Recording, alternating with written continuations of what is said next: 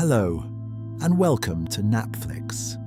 Tonight we are going to meet every significant dog breed on Earth, one by one. From the grey wolf that first crept close to a human fire 30,000 years ago, to the tiny Chihuahua asleep on a sofa somewhere in Florida tonight.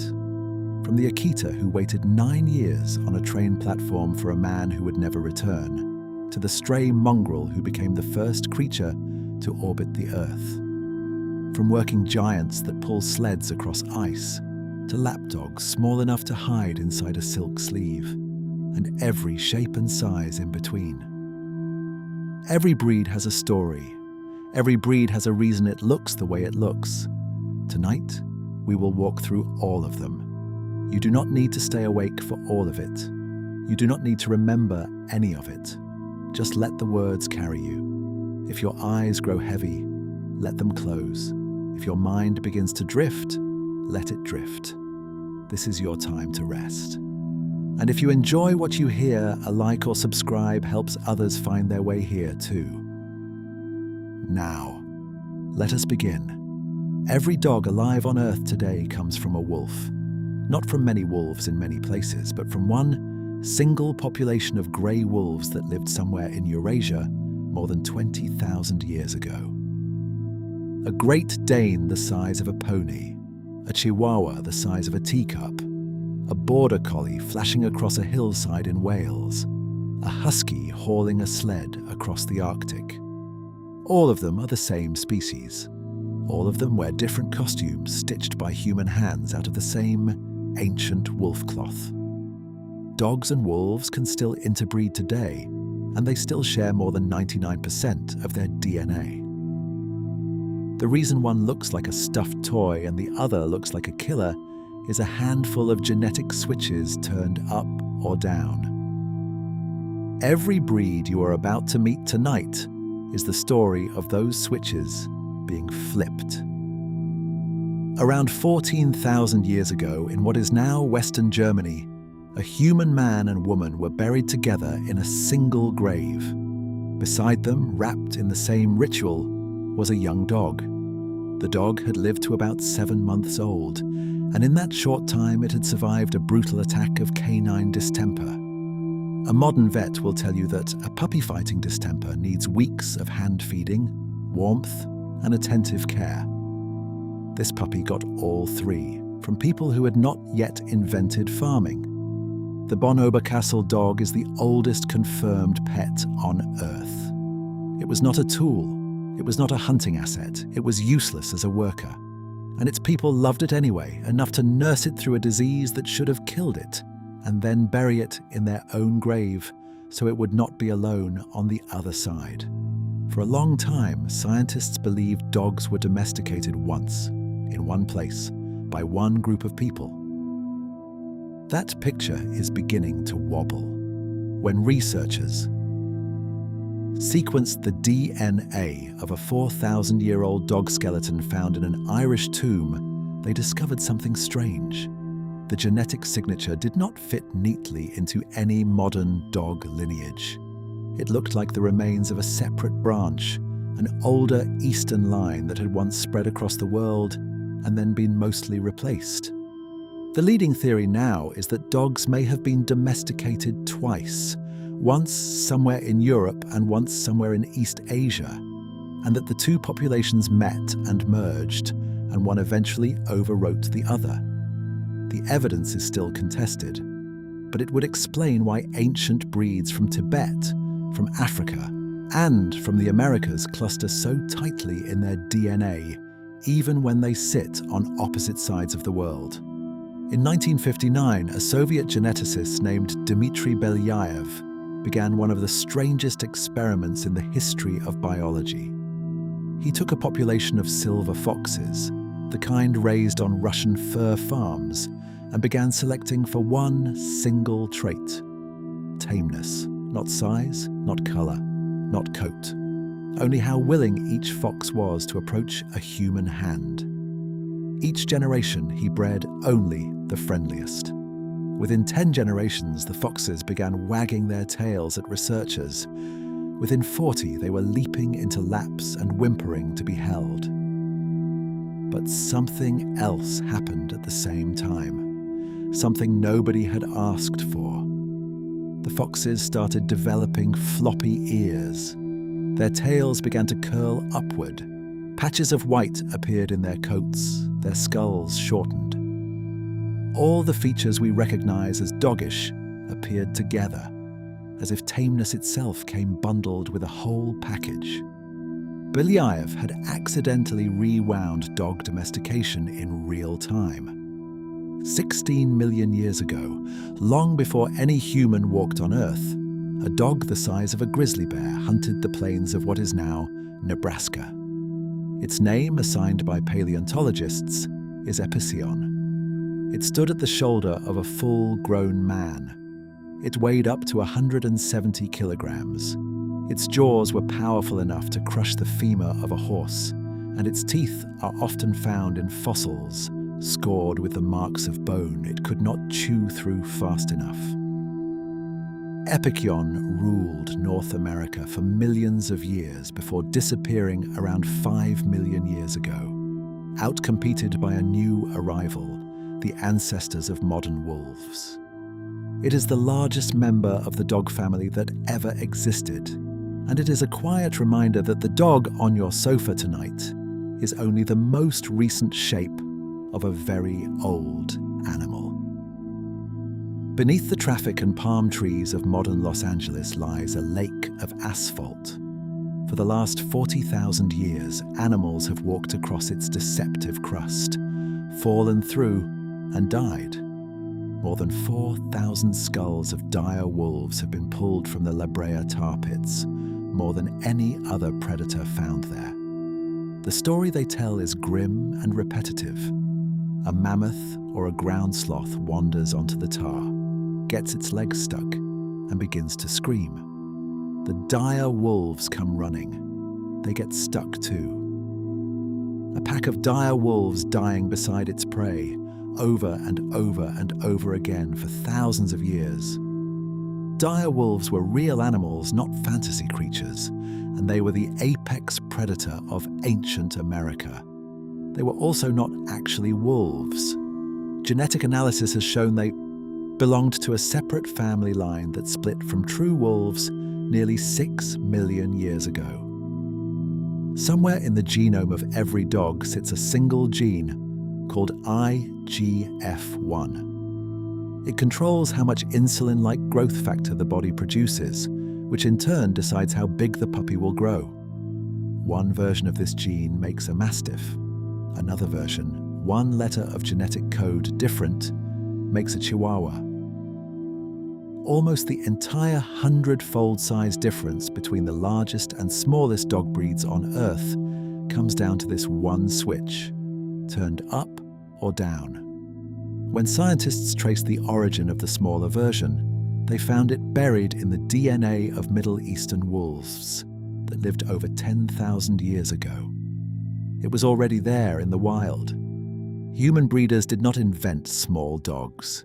They just found wolves carrying a rare size mutation and locked it in. Every lapdog alive today, every Yorkie and Pomeranian and Shih Tzu, carries a copy of that ancient Middle Eastern mutation. In the spring of 1924, a Tokyo University professor named Hidesaburo Ueno brought home a golden Akita puppy and named him Hachiko. Each morning, Hachiko walked his owner to the front door.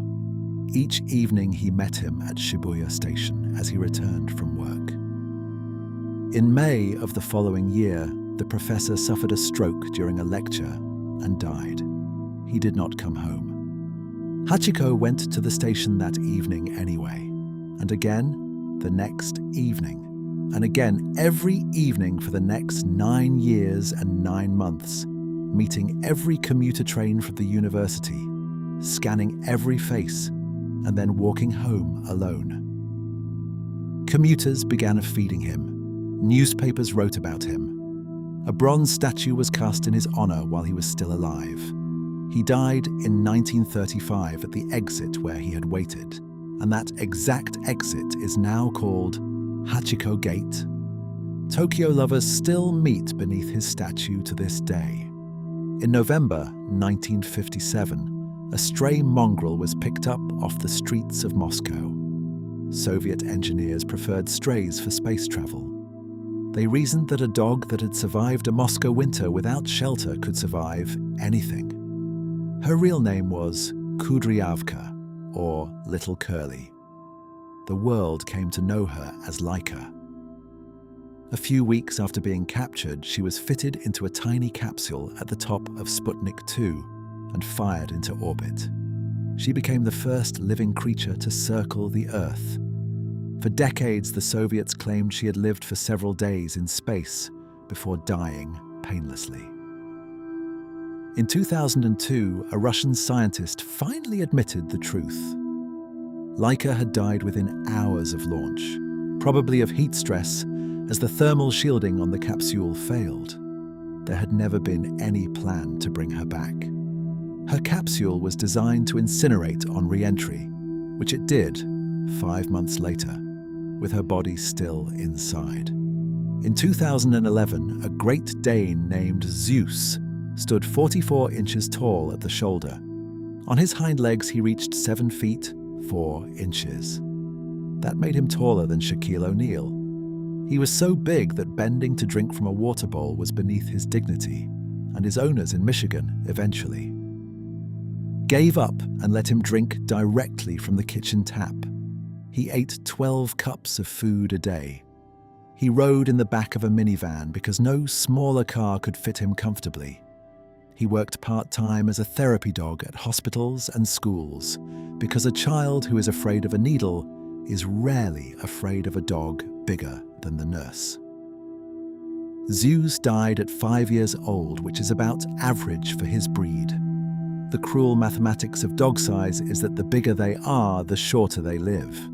The tallest dogs in the world burn their years the fastest. At the other end of the scale, in a home in Orlando, Florida, lives a Chihuahua named Pearl. She stands 3.5 inches tall at the shoulder and weighs about a pound. She fits inside a coffee mug. She is the current Guinness record holder as the smallest living dog on Earth. Pearl's breed is named after the Mexican state where the first specimens were documented in the 1800s. The state of Chihuahua sits in the deserts of northern Mexico, and the little dogs found there were probably a blend of older Central American breeds, with tiny lap dogs brought over by Spanish settlers. For most of history, the Chihuahua was a village dog. It only became a fashionable pet after Americans discovered it in the late 1880s. Today, it is one of the most recognizable dog silhouettes in the world. And for some owners, a full-grown Chihuahua is permanently small enough to travel in a handbag. In Victoria, Australia, in the summer of 1910, a blue-grey puppy was born on a farm near Rochester. His owner named him Bluey and put him to work on sheep and cattle. Bluey worked those paddocks for close to 20 years. He retired late in life, but he did not slow down until the very end. He lived 29 years and 5 months before he was finally put to sleep in November 1939. That record stood for more than 80 years, challenged only briefly in the early 2020s by a Portuguese dog whose age was disputed and later revoked. Once the disputed record was stripped by Guinness in 2024, Bluey quietly regained the title he had held since before the Second World War. The oldest verifiable dog ever to have lived is still an Australian cattle dog from a small sheep farm in Victoria, born in the year before the Titanic sailed. High in the Swiss Alps sits a monastery on the Great St. Bernard Pass, the highest inhabited place in Europe. For centuries, the monks there kept large dogs to find travelers lost in avalanches, and no dog they ever kept was more famous than a St. Bernard named Barry. Barry worked the pass between 1800 and 1814. In those 14 years, he is credited with finding and saving more than 40 people from the snow. He would dig with his paws until he reached a buried traveler, then lie on them to warm them and lick their face to revive them, then race back to the monastery to fetch help. A legend says the final rescue killed him, that he was mistaken for a wolf by the man he was trying to save and stabbed. The legend is not true. He died peacefully in Bern in 1814. His preserved body still stands in the city's Natural History Museum. In the winter of 1925, a diphtheria outbreak struck the isolated town of Nome on the far western coast of Alaska. The nearest antitoxin was 674 miles away, and the only way to move it fast enough was by dog sled relay. 20 teams ran the serum north, day and night, through blizzards and 50 below temperatures. The longest and most dangerous leg, 260 miles across open sea ice and breaking glaciers, was run by a Siberian husky named Togo and his driver, Leonhard Sepala. The final 40 miles into Nome, through a blizzard, was run by a black husky named Balto. It was Balto who reached the hospital with the serum. It was Balto who became world famous. A statue of him stands in Central Park in New York to this day. Togo's owner spent the rest of his life quietly pointing out to anyone who would listen that Togo had done the hard part. In the closing months of the First World War, an American soldier named Lee Duncan was searching the ruins of a bombed French village when he found a litter of German shepherd puppies in a collapsed kennel. The mother was dead. Duncan kept the smallest male and named him Rin Tin Tin, after a French good luck charm. He trained him, smuggled him back to California, and within 5 years, Rin Tin Tin was starring in silent Hollywood films. The dog earned thousands of dollars a week at his peak, kept Warner Brothers solvent through the 1920s, and received fan mail by the sack full. Hollywood legend has it that at the very first Oscars in 1929, Rin Tin Tin won the most votes for Best Actor and was snubbed so the award would not go to a dog. The original ballots still exist in a Los Angeles archive. The only person who wrote his name down was Jack Warner, as a joke. The famous television collie Lassie was always a male. Not once across 50 years of films and television did a female dog ever play the role. The reason is practical. Female collies shed heavily in the summer months, leaving them patchy and thin-coated during filming season. Males keep their full double coats all year round. The entire Lassie bloodline traces back to one dog, a rough collie named Pal, born in California in 1940. Pal was originally rejected at the first MGM audition for being too large and too badly behaved. His trainer, Rudd Weatherwax, kept working with him, and when the studio needed an emergency replacement during a flood scene, Pal was hired. He was so photogenic that the director rewrote the ending around him. Every Lassie that followed, on screen or in public appearances, was one of Pal's direct descendants. The 9th Pal descendant was still performing as Lassie well into the 2000s. Before 1899, the German Shepherd did not exist. German farms used dozens of different local herding dogs, each village with its own type, and none of them standardized. That changed when a retired cavalry officer named Max von Stephanitz attended a dog show in Karlsruhe in April of that year. He saw one particular dog there, a wolfish, intelligent, muscular herder, and bought it on the spot for around 200 marks. He renamed the dog Horand von. Grafrath founded the German Shepherd Club within weeks and declared Horand the breed's foundation sire. Every German Shepherd alive in the world today, every working police dog, every military dog, every family pet carries the bloodline of that one animal bought at that one show. Von Stephanitz spent the rest of his life obsessed with keeping the breed's working ability above its appearance. He died in 1936, disillusioned, as the breed drifted into show rings he never wanted it to enter. In 1917, a short, stocky stray wandered into a US Army training camp on the Yale University campus.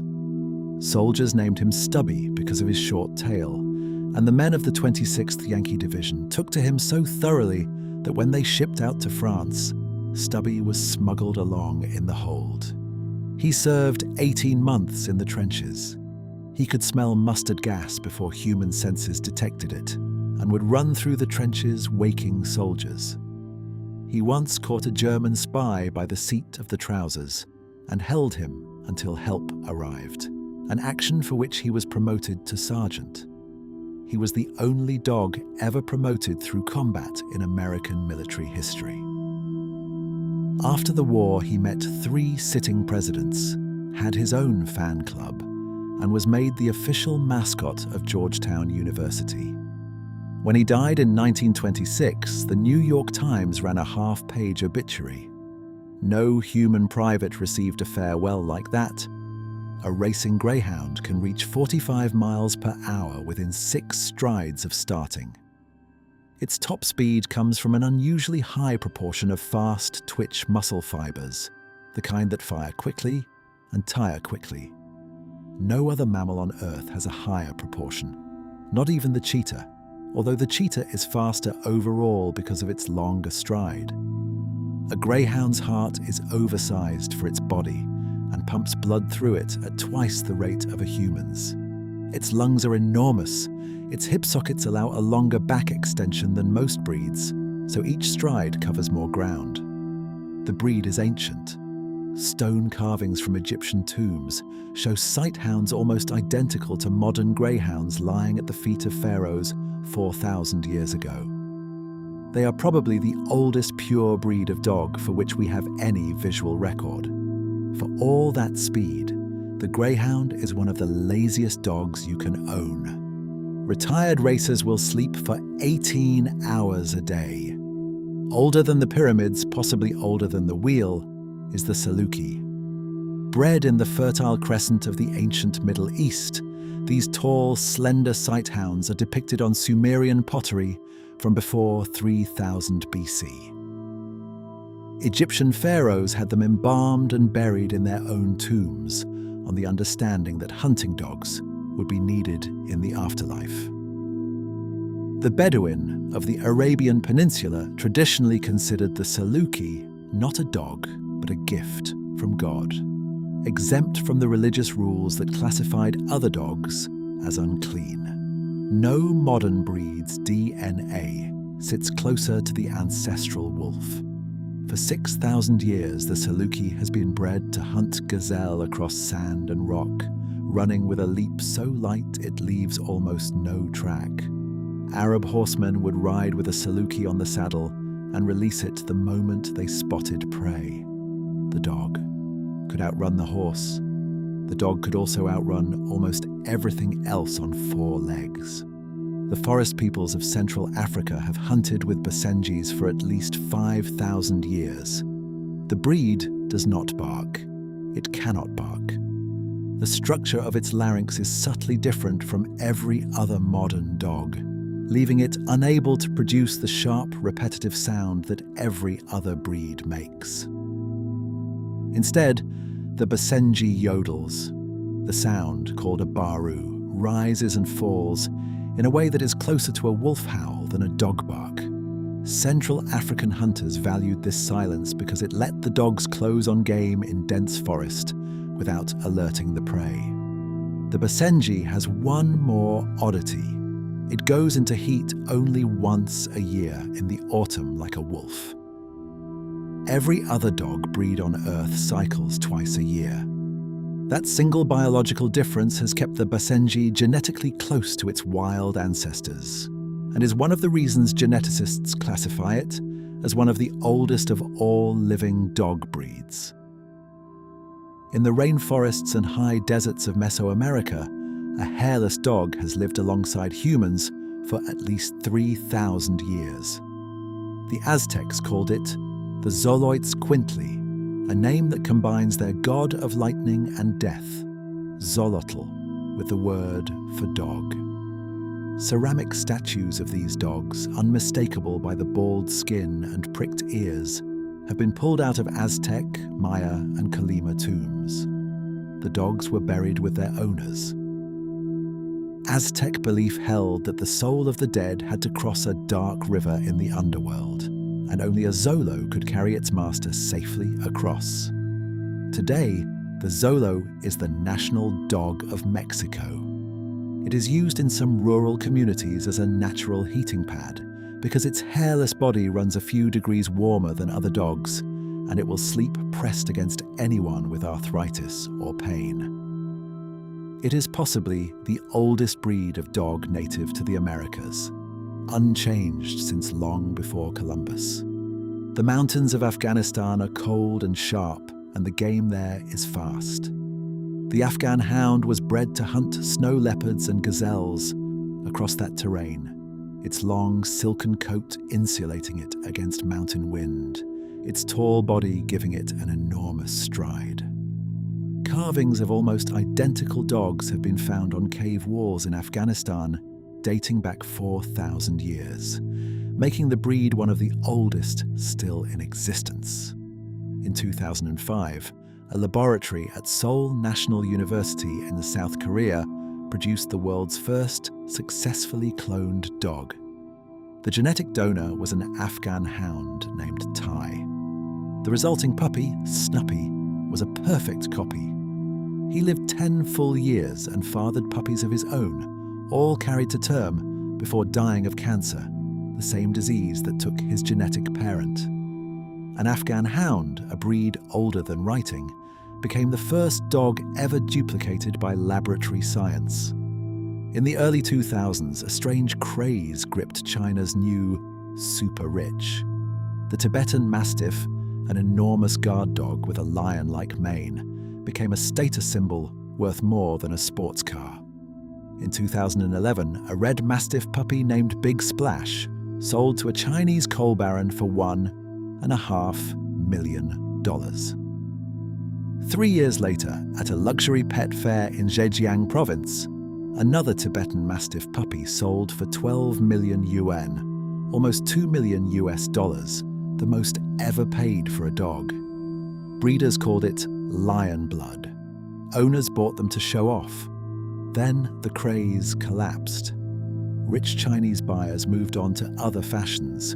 Prices dropped from millions to a few $1,000s almost overnight, and thousands of abandoned Tibetan Mastiffs flooded shelters and streets across China. Some ended up in trucks headed to slaughterhouses. The most expensive dog on the planet became, within a decade, one of the most discarded. Somewhere in northeastern Siberia, on the frozen edge of the Arctic Ocean, the Chukchi people bred a dog that could run for days without collapse. The Siberian Husky is that dog, and its secret is buried inside its muscle chemistry. A human or a horse or a greyhound running flat out burns through stored sugars within minutes and then hits a wall.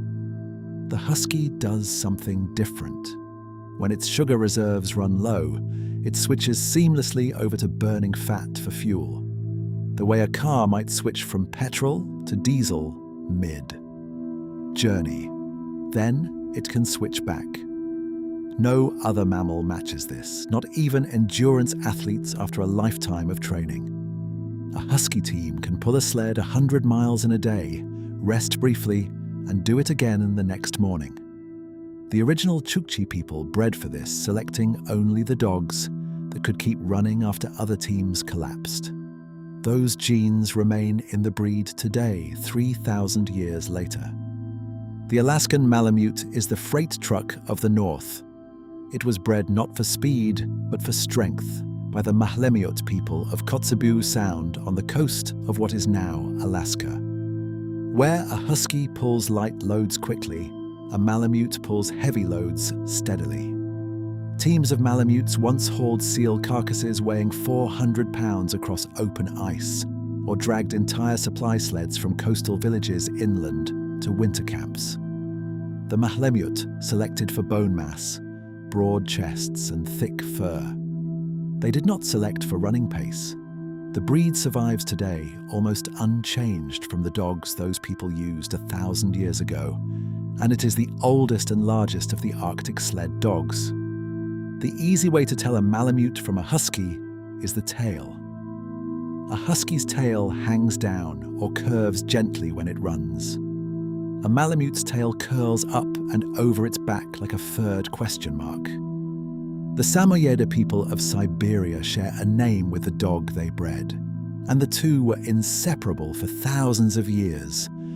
The Samoyed is white, thick-coated, and perpetually smiling. The upturned corners of its mouth are not cosmetic. They are a design feature.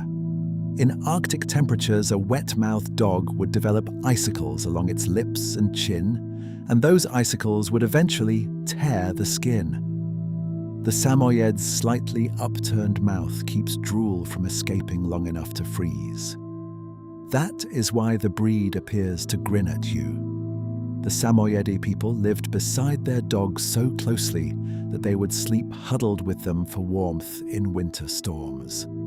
They also combed out the shed undercoat each spring and spun it into yarn. Samoyed wool is lighter than sheep wool and warmer for its weight, and traditional Samoyed garments were woven from it. Some modern spinners still seek out groomed Samoyed fur for specialty yarn today. The Newfoundland is a dog built for water. It has webbed feet, a waterproof double coat that repels salt water, and lungs oversized enough to hold a single breath for a long dive. It was bred by fishermen on the Canadian island it is named after, to leap off boats into icy Atlantic swells and haul in nets that had snagged or slipped.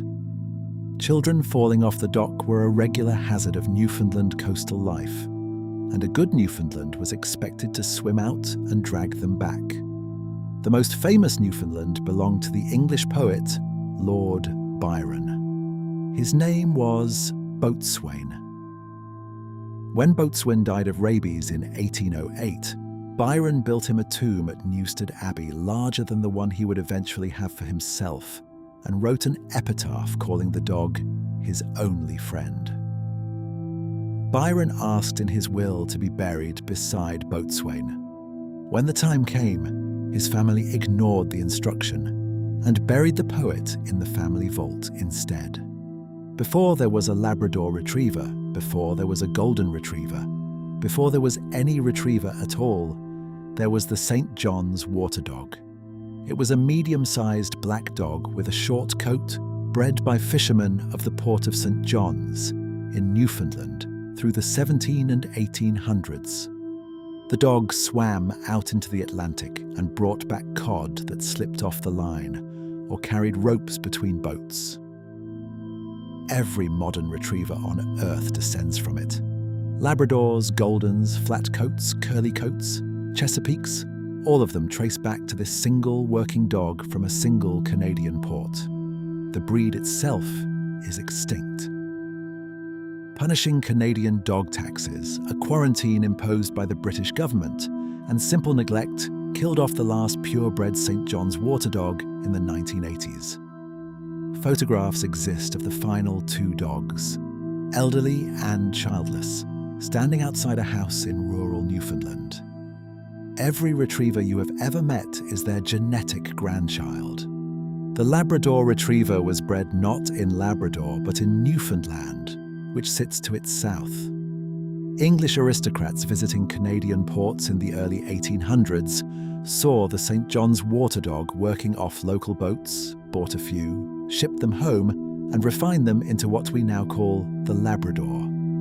The breed was named after the wider region, not the specific island where it was actually developed. Labs are the most common assistance dog in the world, used for guiding the blind, for detecting bombs at airports, for sniffing out drugs and diabetes and cancer. They held the spot of America's most popular breed for 31 consecutive years, from 1991 to 2022. No other breed has ever held the top slot for so long. The three standard coat colours are all produced by one pair of genes, which is why a single Labrador litter can sometimes contain yellow puppies, black puppies, and chocolate puppies, all from the same mother and father. The Golden Retriever was invented on a Scottish estate in the 1860s. Lord Tweedmouth, an aristocrat obsessed with hunting waterfowl, was unsatisfied with the existing spaniels and retrievers of the day. They were too small or too delicate, or they did not like cold water. So Tweedmouth crossed a yellow, wavy-coated retriever with a now extinct Scottish breed called the Tweed Water Spaniel. He wrote every single breeding he performed into a leather-bound kennel book, noting each puppy's coat colour, temperament, and outcome. That book survives. Every golden retriever alive today traces back through it. Tweedmouth was breeding specifically for a dog that could withstand Scottish rain, retrieve from freezing locks, and remain gentle enough to sit in a family drawing room. The breed he finalised has barely changed since his last entry. Modern Goldens still love water. They still have the famous soft bite that allows them to carry a live bird to their owner without puncturing its skin. The Border Collie is widely ranked as the most intelligent dog breed on Earth. One Border Collie proved it under laboratory conditions. Her name was Chaser, and she was raised from a puppy by a psychology professor named John Pilley in South Carolina. Pilley spent 4 to 5 hours a day for 3 years, teaching her the names of individual toys: ball, frisbee, teddy, Santa. By the end of his experiment, Chaser could correctly identify 1,022 separate objects by name, more than any animal on record. Human children included at the same stage of development. If told to fetch Santa, she went straight to Santa. Pilley only stopped teaching her more words because he got tired of keeping track. Border Collies were bred along the England and Scotland border, specifically to read a sheep's body language and anticipate its next move. And that same cognitive engine turned on a pile of dog toys is what let Chaser do what no other dog has ever done. The Australian Shepherd is not from Australia. Its ancestors were Basque sheepdogs from the Pyrenees, which travelled with Basque shepherds and their sheep first to Australia, then from Australia onward to California during the American gold rush of the mid-1800s. American ranchers working alongside those Basque immigrants saw the dogs, admired them, and started breeding their own. The name stuck because the ranchers assumed the dogs were Australian, which was only a layover on a longer journey. The breed was refined entirely on American soil, particularly in Colorado and California, during the late 1800s and early 1900s. The Australian Shepherd Standard recognises merle coats, a marbled pattern of dark patches on a lighter ground, which is strikingly rare in most other herding breeds. Aussies became internationally famous through rodeo circuit shows in the 1950s, where trick trainers showed them off, catching frisbees and leaping through flaming hoops. The name is a historical accident. The breed is pure American frontier. Queen Elizabeth II owned more than 30 Pembroke Welsh Corgis across her lifetime. She was given her first, a puppy named Dookie, in 1933 when she was 7 years old. From that one dog, she developed a lifelong passion that shaped the breed's modern popularity worldwide. At her death in 2022, 2 Pembrokes survived her, a pair called Mick and Sandy, both rehomed with her son, Prince Andrew. The Pembroke is a cattle dog, not a lapdog. Welsh farmers used it to drive herds by nipping at their heels, and the dog's low profile let it duck under the answering kick when the cow lashed out. Pembrokes run on surprisingly short legs for the power they generate.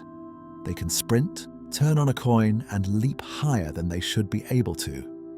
The breed nearly went extinct in the early 20th century until British breeders began reviving it, just in time for a young princess to fall in love with one. There are two Welsh Corgi breeds, and the Cardigan is the older of the two by several centuries. The easy way to tell them apart is the tail. A Pembroke has almost no tail, either docked historically or born with a natural bobtail, while a Cardigan has a full, long, fox-like tail that sweeps the ground. The Cardigan is also slightly larger and heavier boned. Welsh farmers in Cardiganshire used it for the same work as the Pembroke, driving cattle by heel nipping, but the breed developed independently in a different valley and was only officially split from the Pembroke as a separate breed in 1934. Welsh legend holds that Cardigans were the chariot dogs of the fairies, and that their coats show the faint outline of a fairy saddle along their backs if you look closely.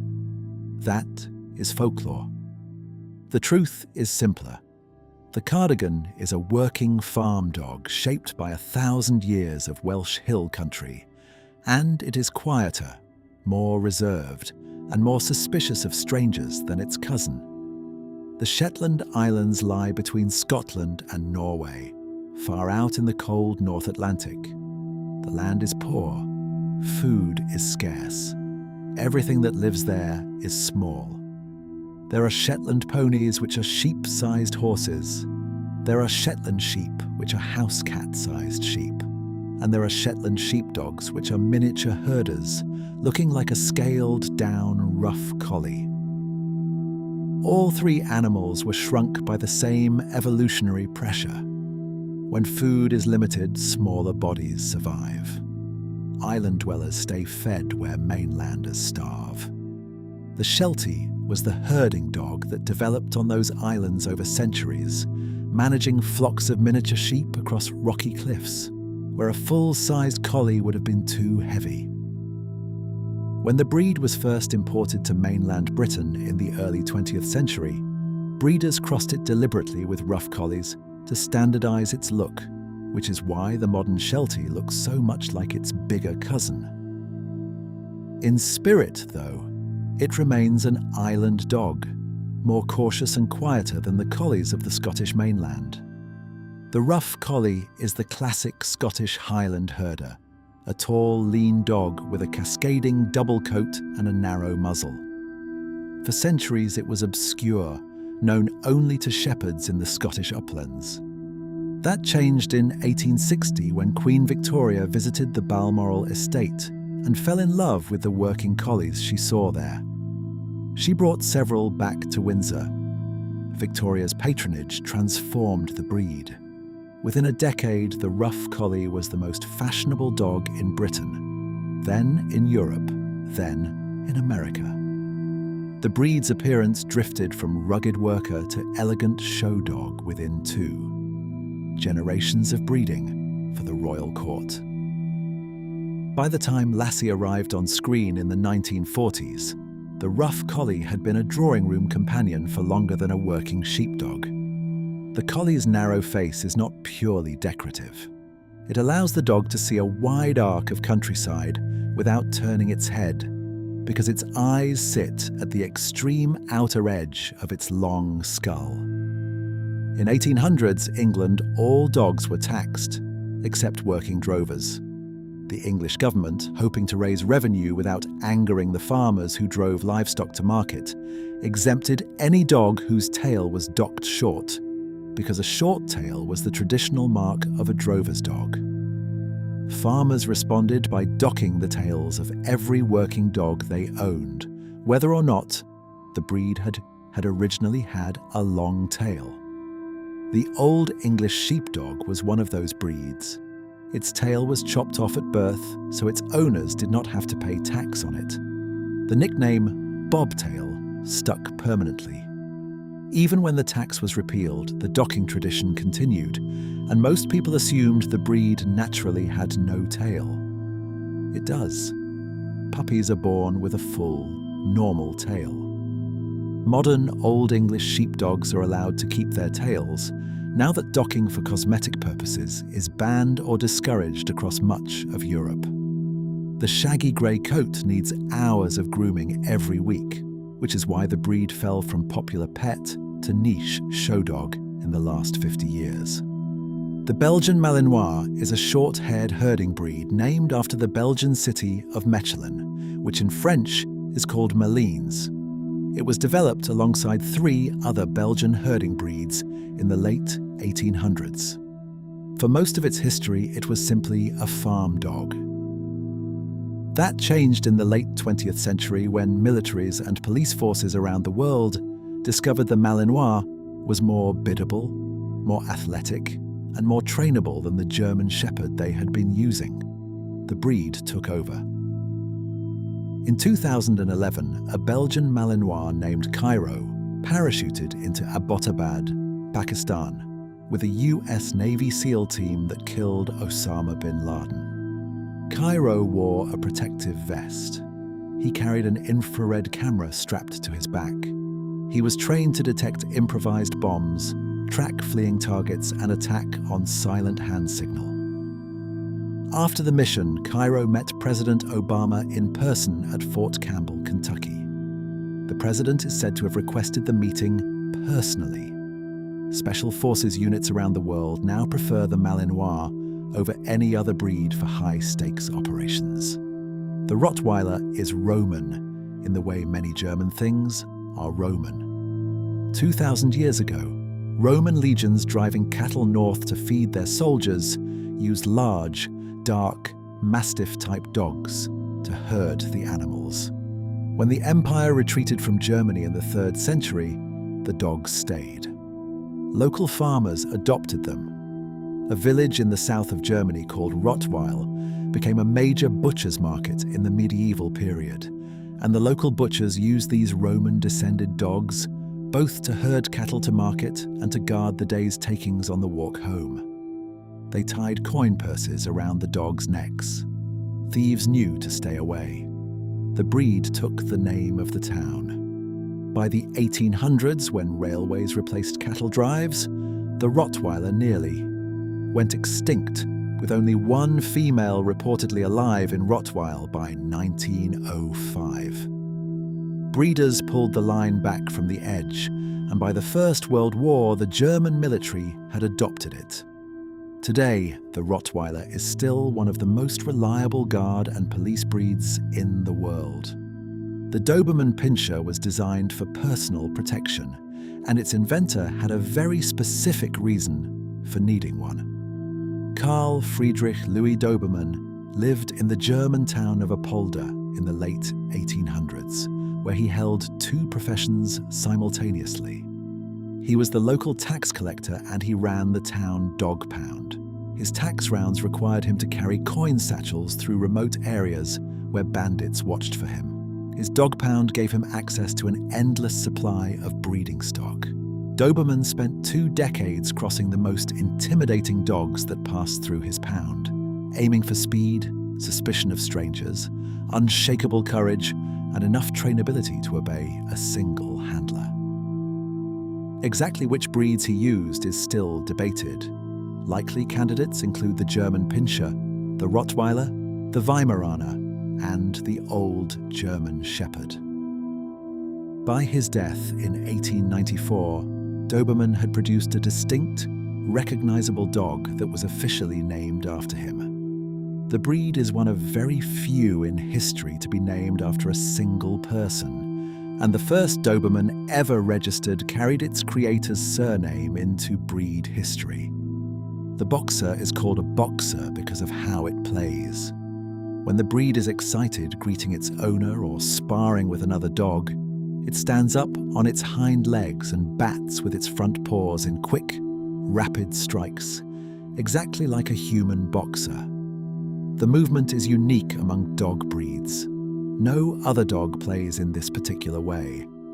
German breeders refining the modern boxer in Munich in the 1890s found the habit so characteristic that they adopted it as the breed's English name. The boxer descends from old German hunting dogs called Bullenbeißers, literally bull biters, which had been used for catching wild boar and holding it until hunters arrived. When large game became scarce in Europe, bull and bices were crossed with English bulldogs to produce a smaller, athletic dog, still suited for guarding estates and hauling carts. That crossbreed became the boxer. The breed's flat face came from the bulldog side of that cross, which is why the modern boxer sometimes struggles with breathing problems in hot weather.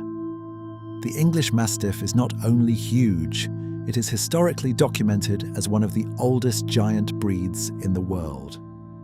Julius Caesar wrote admiringly of British Mastiffs in his account of the 55 BC invasion of Britain, describing them as fighting Roman war dogs alongside their British owners in battle.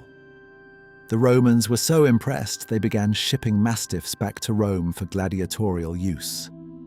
For 2,000 years, these dogs remained the guard breed of choice on English estates, paired with the Old English Bulldog for bear baiting and bull baiting before those sports were banned.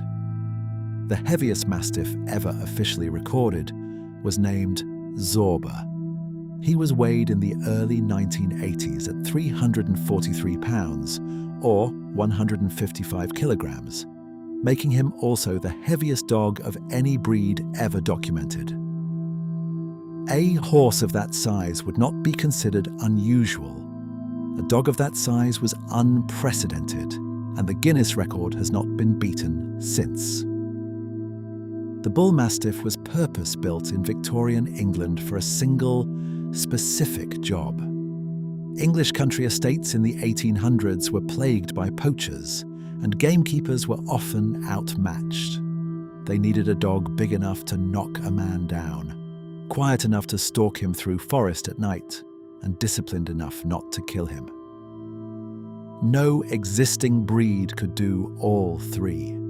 So gamekeepers crossed the English Mastiff, which provided the size and restraint, with the Old English Bulldog, which provided the silence, speed, and courage. The result was a dark-coated 200-pound guard dog that could track a poacher by scent, close the gap silently, knock him to the ground, and simply hold him there with its full weight until a human arrived to make the arrest. The Bull Mastiff was formally recognized in 1924. By then, poaching had declined as a crime, and the breed became a guard dog for banks and warehouses instead. The original job description is still the reason the Bull Mastiff is, on average, astonishingly calm and gentle when properly raised. The Great Pyrenees is the white mountain guardian of the border between France and Spain. For 1,000 years, French shepherds have used these enormous white dogs to protect flocks of sheep from wolves and bears in the Pyrenees Mountains. The dog lives with the sheep, sleeps among them, eats with them, and moves with them. It looks like a large, four-legged sheep. That camouflage is deliberate. A wolf creeping toward the flock at dusk does not spot the guardian until the guardian is already on top of it. The Great Pyrenees works independently, without a shepherd nearby, and makes its own decisions about when to fight and when to stand down. The breed became fashionable at the court of Louis XIV in the 17th century, when French nobles discovered how regal the dogs looked walking through snow. Marie Antoinette kept several. The breed nearly went extinct after the French Revolution, when aristocratic kennels were destroyed and working shepherds preferred smaller, cheaper dogs. It was revived in the early 20th century by breed enthusiasts who sought out the last pure specimens in remote mountain villages. The Kangal is a Turkish livestock guardian named after a district in the Sivas province of central Anatolia.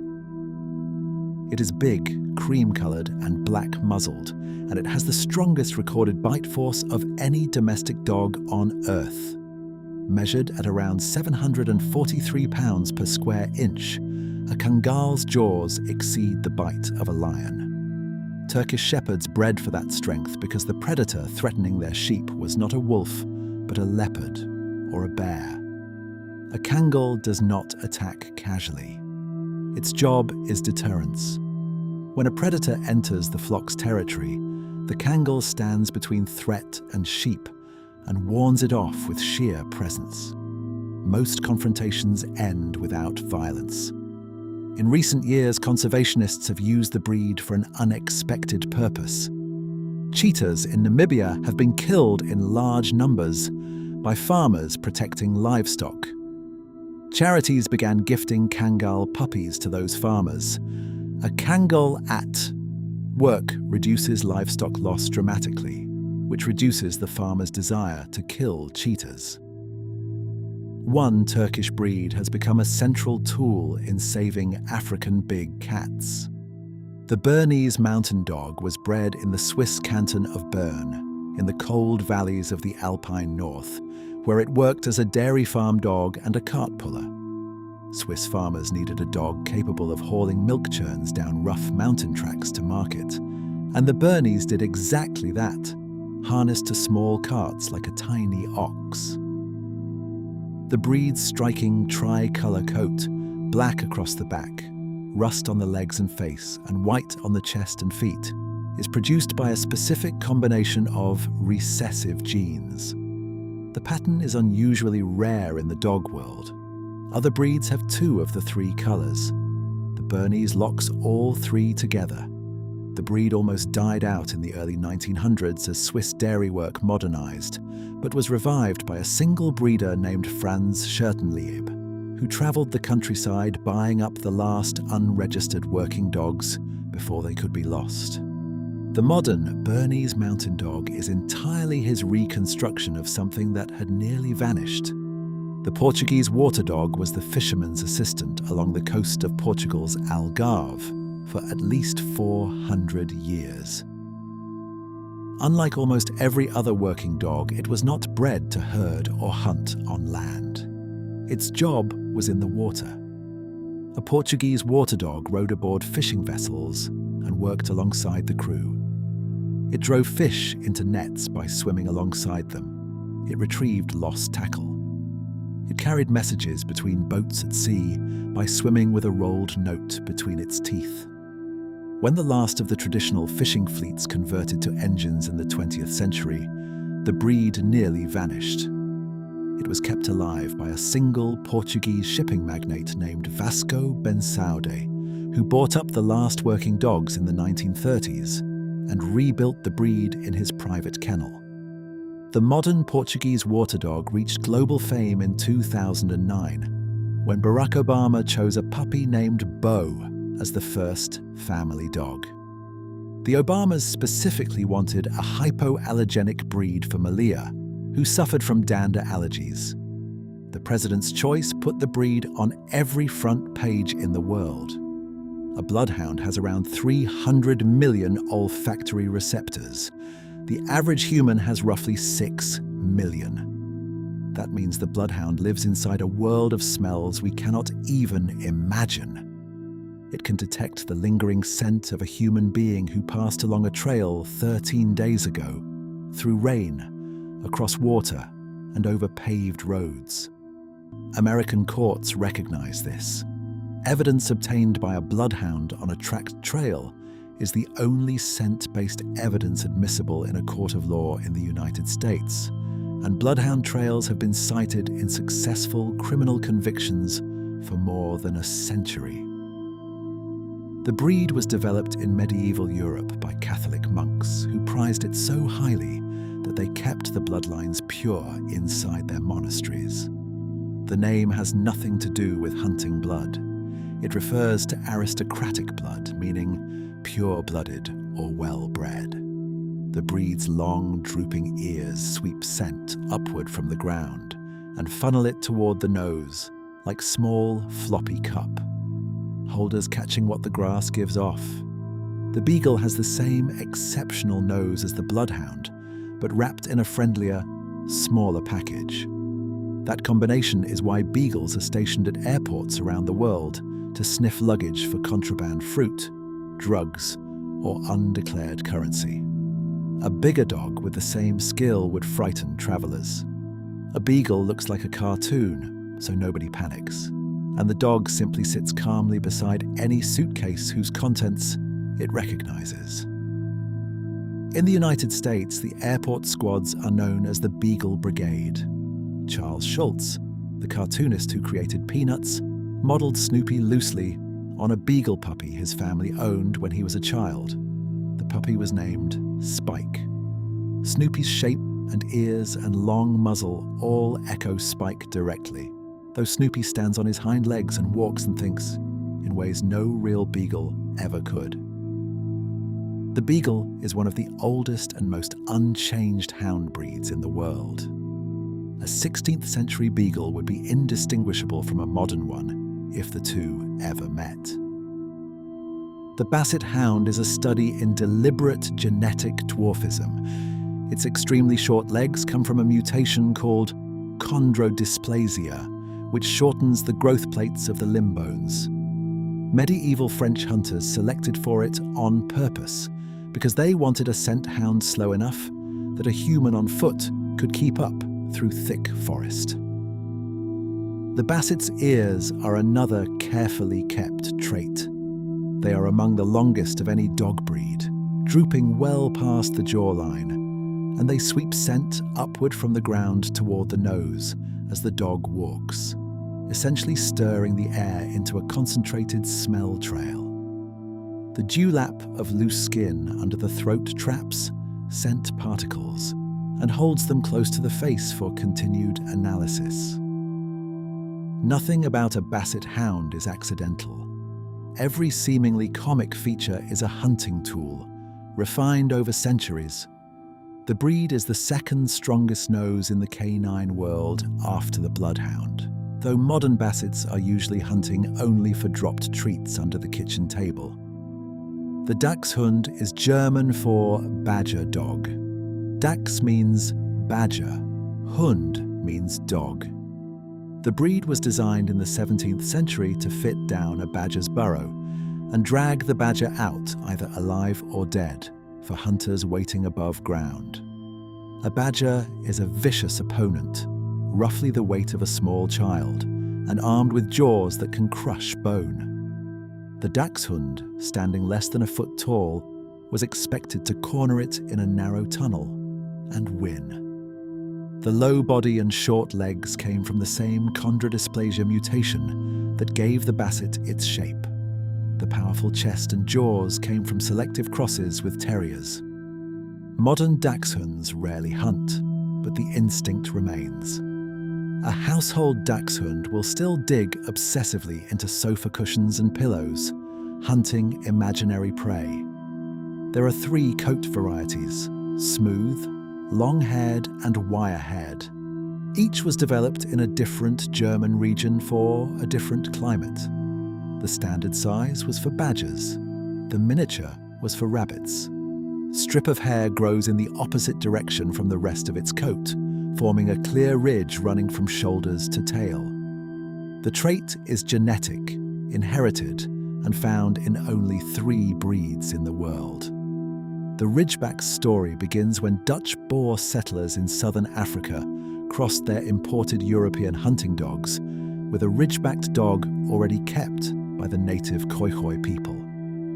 The goal was a dog that could withstand the African heat, survive tick fever, and help hunters track and corner big game. The breed earned its second name from exactly that work. It was used in organized lion hunts in what was then Rhodesia, modern Zimbabwe. A ridgeback did not kill the lion. It chased, cornered, and held the lion at bay, dodging swipes and countercharging, until the mounted hunter arrived with a rifle. The breed was nicknamed the African lion hound for this ability. Puppies born without the ridge are still ridgebacks. They just lack the signature stripe. The Irish Wolfhound is the tallest dog breed in the world by official standard. It was bred by the ancient Celts of Ireland specifically to hunt wolves, and it was so effective at its job that by the late 1700s, there were no wolves left in Ireland. The last Irish wolf was killed in 1786. At which point the wolfhound suddenly had no purpose. Demand collapsed. The breed almost collapsed with it, dwindling to a handful of dogs in aristocratic kennels. It was rescued in the 1860s by a British captain named George Augustus Graham, who spent 40 years crossing the few surviving wolfhound lines with Scottish deerhounds and Great Danes to rebuild the breed from its remnants. Every modern Irish wolfhound descends from his reconstruction. The breed is gentle, quiet, and deeply loyal, but carries the genetic burden of its size. An Irish wolfhound lives on average only 6 to 8 years, one of the shortest lifespans of any breed. The animal that wiped wolves off a country did so, knowing its own line could not last long either. The Whippet was Louis XV's favourite dog. The French king kept a kennel of them at Versailles in the 1700s, admiring them for their speed and their strangely nervous energy. A Whippet can turn at a full sprint on a coin, and it accelerates faster over a short distance than almost any mammal of its size. The breed is a scaled-down greyhound developed in 19th century England by crossing greyhounds with small terriers to create a poor man's racing dog that could be kept in a cottage. Occasionally, a Whippet is born with a rare mutation in a gene called myostatin, which normally limits how much muscle a body can grow. When this gene fails, the Whippet develops about twice the normal muscle mass. These are called bully Whippets. They look like dog bodybuilders, bulging with muscle across the neck, shoulders, and thighs. The mutation is natural, not induced, and it runs in certain bloodlines. A similar mutation appears in some human athletes and in Belgian blue cattle, but in Whippets it is more common than in any other breed. The Dalmatian is one of the most visually distinctive breeds on Earth, and its job once matched that distinction. In 18th and 19th century England and America, horse-drawn fire carriages raced through city streets too. Reach blazes, and the horses were often startled by the noise and the flames. A Dalmatian running alongside the carriage had an unusual calming effect on the horses. The dogs also guarded the carriage and horses at the scene, while the crew worked the pump. Fire stations kept Dalmatians in their residential quarters, and the breed became the unofficial mascot of fire services across the English-speaking world, a role still honoured in many American firehouses to this day. Dalmatian puppies are not born with spots. They are born pure white. The spots appear over the first 3 to 4 weeks of life, darkening gradually until the dog is fully marked. The breed is also unusually prone to deafness because the same gene that removes pigment from the coat can also remove pigment from the inner ear, which the ear needs to function properly. The English Bulldog cannot give birth naturally. More than 80% of Bulldog litters are delivered by caesarean section because the puppies' heads have grown too wide to pass through the mother's pelvis. The breed is effectively dependent on modern veterinary surgery to reproduce. It was not always this way. The original English Bulldog of the 1600s was a lean, athletic, aggressive dog used for bull baiting, a blood sport in which dogs were set against tethered bulls for entertainment. Bull baiting was banned in Britain in 1835. The breed had no remaining purpose and was almost abandoned entirely. Breeders rescued the bulldog by reshaping it into a smaller, stockier, flatter-faced companion dog over the next 100 years. Every modification made the dog more popular and less functional. The flat face makes breathing difficult. The wide head makes birth impossible. The compressed spine causes hip problems. The breed is one of the clearest examples of how human preference can reshape an animal for appearance at the cost of its basic biology. The French Bulldog is not really French. It descends from the small bulldogs kept by English lace workers of Nottingham, who took their dogs with them when the lace industry moved to Normandy in the mid-19th century. The breed was developed on French soil from English stock, and Parisian prostitutes later adopted the little bulldogs as symbols of their trade, which is how they entered popular culture as fashion dogs. For decades, the Frenchie was a niche breed. Then came the 21st century. In 2022, the French Bulldog dethroned the Labrador Retriever as the most popular breed in America, ending the lab's 31-year run at the top. The flat face that makes the Frenchie look endearing also shortens its lifespan. A French Bulldog lives an average of 10 years, considerably less than most similarly sized breeds, and suffers high rates of breathing disorders, spinal problems, and heat stroke. Its popularity continues to rise regardless, a strange situation in which millions of humans have chosen a breed whose signature features are also the source of its suffering. The Boston Terrier was the first pure breed ever developed in the United States.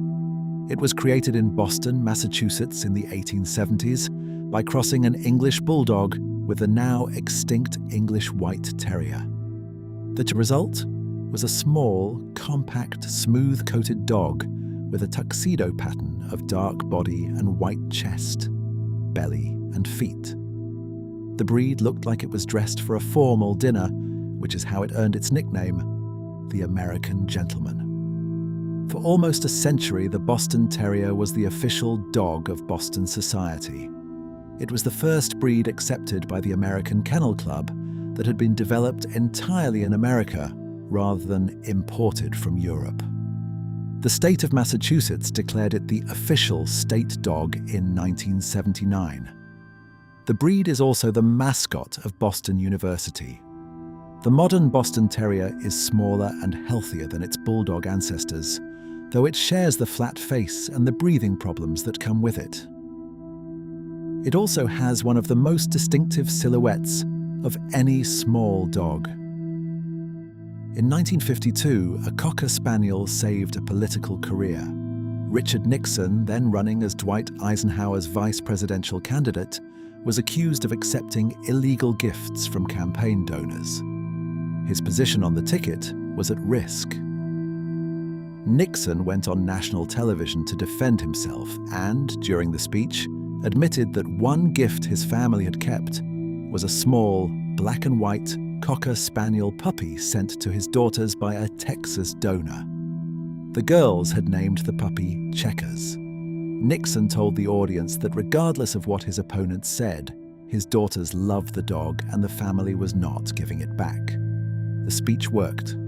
Public sympathy surged.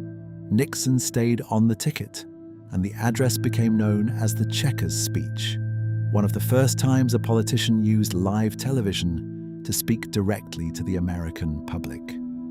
The Cocker Spaniel itself is a British gun dog, bred to flush and retrieve game birds called woodcocks, which is the source of its name. The Nixon speech turned it briefly into the most famous political dog in American history. The English Springer Spaniel's entire name is a job description. It was bred to spring game birds from thick cover, meaning to rush them out of hiding and into the air so hunters could shoot them mid-flight. The breed predates the gun itself. Springers were working for English bird hunters armed with bow, falcon, or net as far back as the 1500s.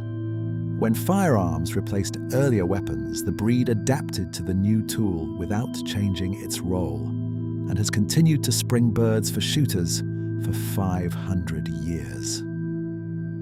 English Springer Spaniels have the longest recorded nose memory of any spaniel. Working dogs have been documented returning to a field they have not visited for years and immediately locating the same hidden cover where they once flushed a bird.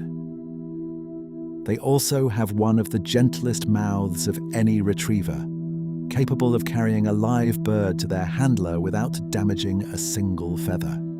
They share ancestry with the Cocker Spaniel, with whom they were the same breed until 1902, when the two were finally separated by size and role. The Vizsla is a Hungarian hunting dog that has been documented in Magyar art and literature since at least the 10th century. Stone etchings from early medieval Hungary show dogs nearly identical to the modern Vizsla accompanying Magyar horsemen on the open plains. The breed was a dual-purpose hunter, capable of both pointing game birds and retrieving them after a kill. It almost went extinct twice in the 20th century. First during the First World War, then more completely during the Second, when Soviet advances through Hungary scattered breeders and killed most of the remaining stock.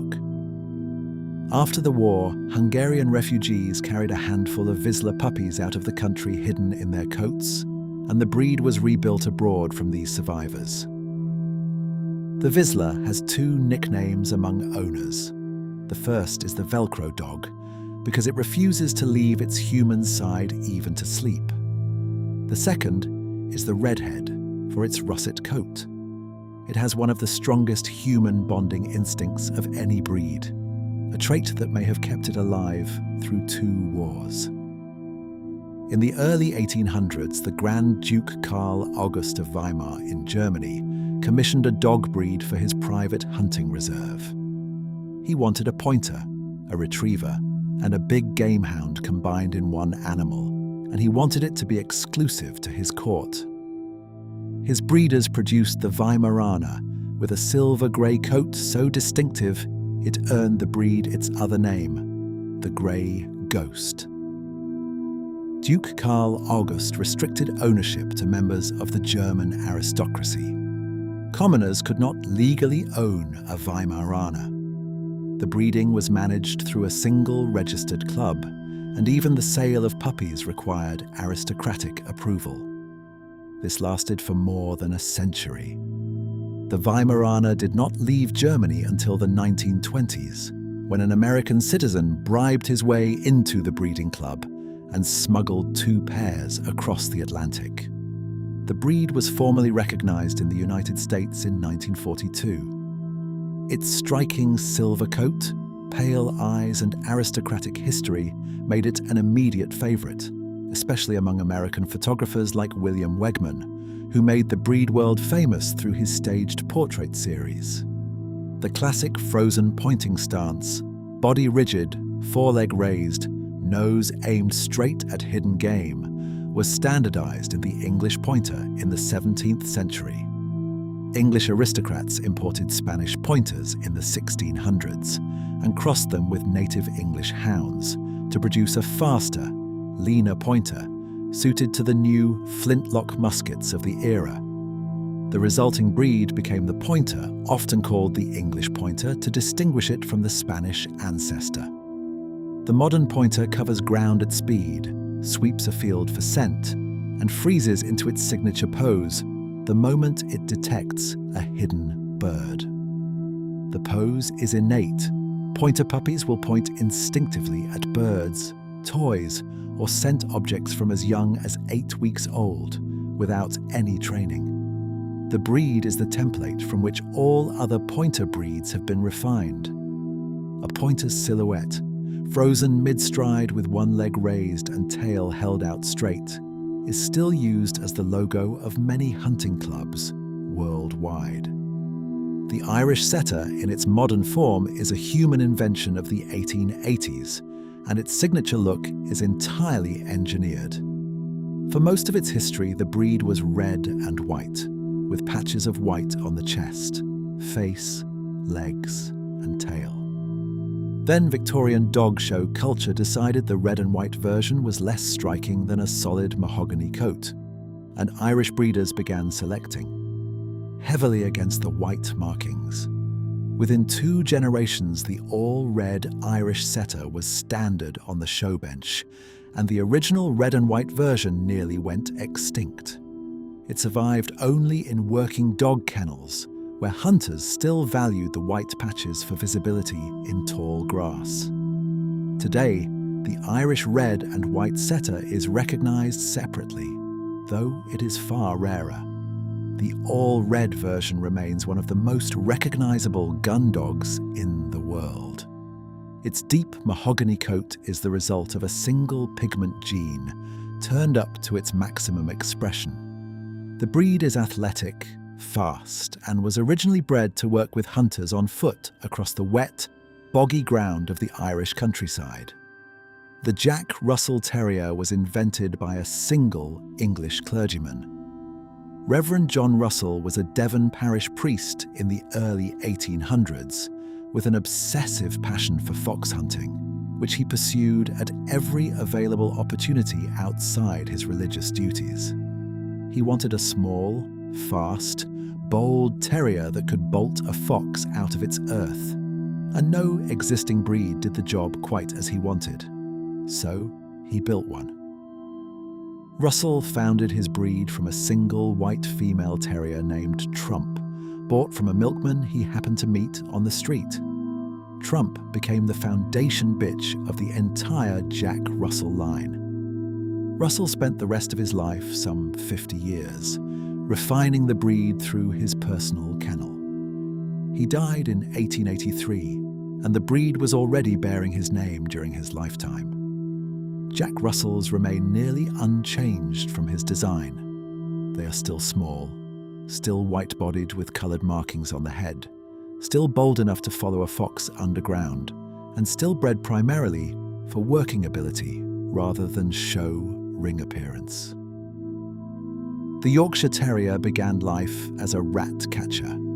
In the mid-1800s, the textile mills of northern England were infested with rats, and mill owners kept small terriers to control the rodent population. Scottish workers migrating south to find mill work brought their own local terriers with them. And in the Yorkshire region, these Scottish terriers were crossed with existing English terriers to produce a tough, small, wire-coated ratting dog.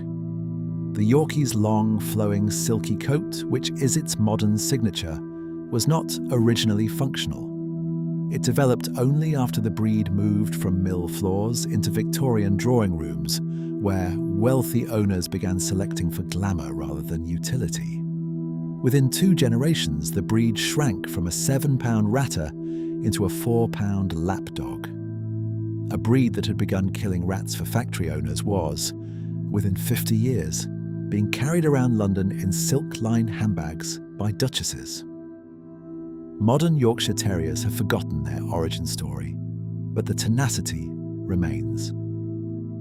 A Yorkie confronted by a rat today will still often go for it without hesitation. The Bull Terrier is instantly recognizable by its head. No other dog on earth has the same shape, a smooth egg-like curve running from the top of the skull all the way down to the tip of the nose, with no stop or break between forehead and snout.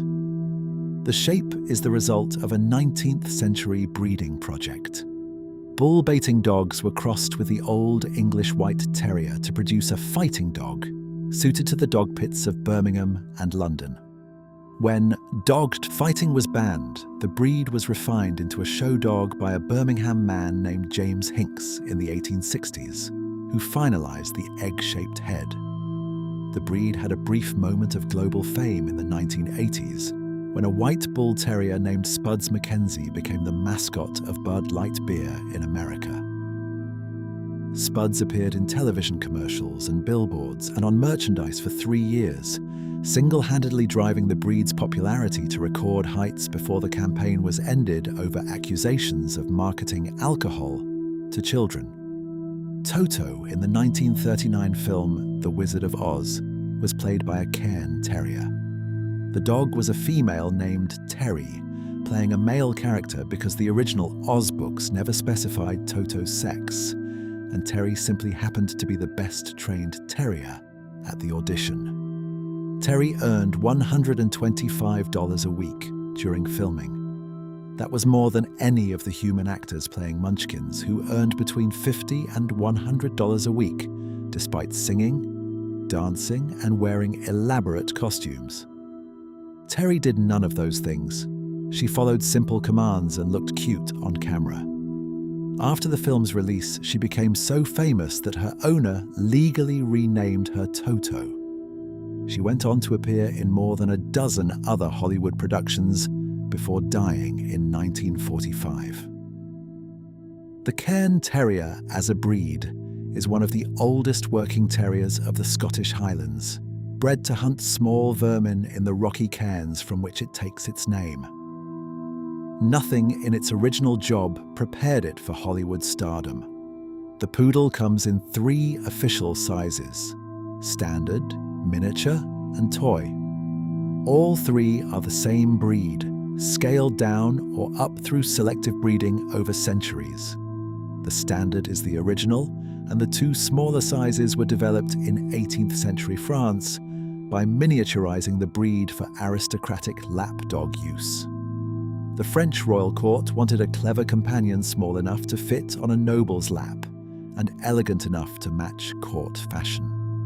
The miniature poodle was the first reduction, produced by selecting the smallest puppies in each litter and breeding them together over multiple generations. The toy poodle was a further reduction, smaller still, sometimes no larger than a coffee cup as an adult. Both smaller sizes retain the intelligence and high trainability of the standard, and all 3 rank among the most intelligent breeds of any size. The poodle's tight curly coat was originally a water retriever's working feature. In the smaller versions, it became a fashion accessory, clipped and styled into the elaborate pom-pom cuts still seen in show rings today, although originally the cut served a purpose. The standard poodle is not French, despite being the national dog of France. It was developed in Germany as a water retriever, used by hunters to bring back shot ducks from ponds and marshes. The German word for water retriever is Pudel, from which poodle directly takes its name. The elaborate clipped coat was not cosmetic. It was a working pattern designed to reduce drag in water while keeping vital organs insulated. The chest and joints were left with full coat to stay warm. The hindquarters were shaved close to reduce the weight of. Waterlogged fur. The pom-pom at the tail acted as a visible marker for hunters to track the dog in choppy water. The pom-pom on the ankles protected vulnerable joints from cold. Every feature served a purpose. The breed travelled from Germany to France in the 1700s and became so beloved at the French court that France claimed it as its own. Germany let France have the credit. The standard poodle is also one of the oldest retriever breeds and consistently ranks among the top 3 most intelligent dogs ever tested. The pug is one of 3 sacred imperial dog breeds of ancient China, kept for centuries inside the palaces of Chinese emperors and forbidden from export. Only the emperor or those he personally gifted could own one. The breed was smuggled out of China in the 1500s by Dutch East India Company traders, and by the early 1600s it had become the mascot of the Dutch royal family. Legend holds that in 1572, a small pug named Pompey saved the life of Prince William of Orange by barking loudly to wake him as Spanish assassins crept toward his tent in the night. Whether the story is strictly true or embroidered by later historians, the pug became the official dog of the House of Orange and remained so for generations. Pugs were Queen Victoria's favourite breed long before she fell for collies, and she bred them personally in her palace kennels. The breed's flat face and corkscrew tail are both the result of centuries of Chinese imperial selection for appearance, not function, making the pug one of the earliest breeds ever shaped primarily for aesthetics. The Pekingese was bred to live inside the wide silk sleeves of Chinese empresses. In the Forbidden City, these small, flat-faced dogs were considered sacred, descended from a Buddhist myth in which a lion shrank itself down to the size of a marmoset in order to marry a marmoset it had fallen in love with. The resulting miniature lion, the myth said, was the Peking G's. For over 1,000 years, the breed was forbidden to leave China, and stealing one carried a death penalty. That changed in 1860, when British and French troops looted the Summer Palace at the end of the Second Opium War. British soldiers discovered 5 small Pekingese dogs hiding near the body of an empress who had taken her own life rather than be captured. One of those dogs was brought back to England and presented to Queen Victoria, who named her Luti. The rest were the foundation of the Western Pekingese bloodline. Every Pekingese outside China today descends from those 5 palace dogs. The Shih Tzu is not originally Chinese. It was a Tibetan monastery dog bred by Buddhist monks in the high Himalayas and occasionally gifted to Chinese emperors as a sign of respect between rulers. Chinese royal kennels kept the breed as palace companions for centuries, and it was there that the distinctive long, silky double coat was refined. The breed almost vanished during the Chinese Communist Revolution. Mao's forces destroyed much of the imperial dog breeding infrastructure, and by the 1950s, the Shih Tzu was nearly extinct. Every modern Shih Tzu on Earth traces back to just 14 dogs that were smuggled out of China to the West during those final years. 7 males, 7 females. That genetic bottleneck still shapes the breed. Shih Tzus share an unusually narrow gene pool compared to most modern dogs, which is why certain health conditions, especially eye and dental problems, appear at high rates across the breed today. The Maltese is one of the oldest lapdog breeds in Europe, and it has been a fashion accessory of the wealthy for at least 2,500 years. Aristotle wrote about the breed by name in the 4th century BC, describing it as a small, perfect dog valued by noblewomen. Ancient Greek pottery shows Maltese dogs being carried by women in elaborate clothing, and Roman matrons continued the tradition. The breed is not actually from Malta, though the island may have been a major trading port for them in antiquity. Its true origin is probably the central Mediterranean, including Malta, and nearby Italian islands. The Maltese has no undercoat, only a single, long, silky layer that must be brushed daily, or it will mat. The breed does not shed, which is one of the reasons wealthy Roman women preferred it. Pompeian frescoes from before the volcanic eruption in 79 AD show Maltese dogs, in the same poses they are still photographed in today. The Cavalier King Charles Spaniel is named after King Charles II of England, who ruled in the 1660s and 70s after the English Civil War. Charles loved the breed so much that, according to legend, he signed a royal decree allowing the little spaniels to enter any public building in England, including the Houses of Parliament. The decree is informal tradition rather than preserved law, but the custom has persisted for over 3 centuries. Cavaliers are still occasionally seen in Westminster today, carried by MPs through corridors where no other dog is allowed.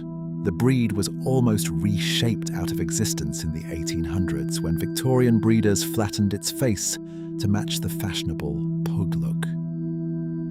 An American enthusiast named Roswell Eldridge offered a cash prize in the 1920s for breeders who could restore the original long-nosed version from historical portraits. The Cavalier King Charles Spaniel we know today is that reconstruction. The flat-faced modern version is a separate breed called the English Toy Spaniel. The Papillon takes its name from the French word for butterfly. The breed's ears fan out and upward from the sides of its small skull, looking like the open wings of a butterfly mid-flight. No other dog breed has ears quite like it. The Papillon has been a court favorite of European aristocracy for over 500 years.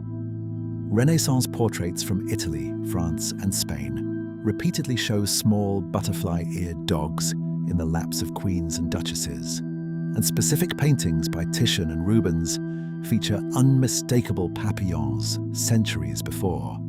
The breed had a modern name. Marie Antoinette is said to have carried her papillon to the guillotine in 1793. The story holds that the dog waited patiently at the foot of the scaffold and was later rescued and cared for by a sympathetic servant. Whether that specific tale is strictly true or romanticized, the breed's association with the French aristocracy is well documented. A papillon can live 17 or more years, an unusually long lifespan. The Pomeranian is a dramatically shrunken descendant of much larger Arctic Spitz dogs. Its ancestors were sled-pulling wolf-like dogs from Pomerania, a region now split between Germany and Poland along the Baltic coast. Those original Pomeranians weighed 30 pounds or more. The breed was miniaturized essentially within one lifetime by Queen Victoria. In 1888, Victoria visited Italy and fell in love with a small red Pomeranian named Marco, owned by a local innkeeper. She bought him and brought him back to Windsor. Victoria was obsessed with the breed for the rest of her life, and she personally bred for smaller and smaller specimens in her royal kennel. When she died in 1901, her current Pomeranian, called Turi, was allowed to lie on her bed as she passed. Under her breeding program, the Pomeranian shrank from a 30-pound sled dog to a 5-pound lap dog within her reign.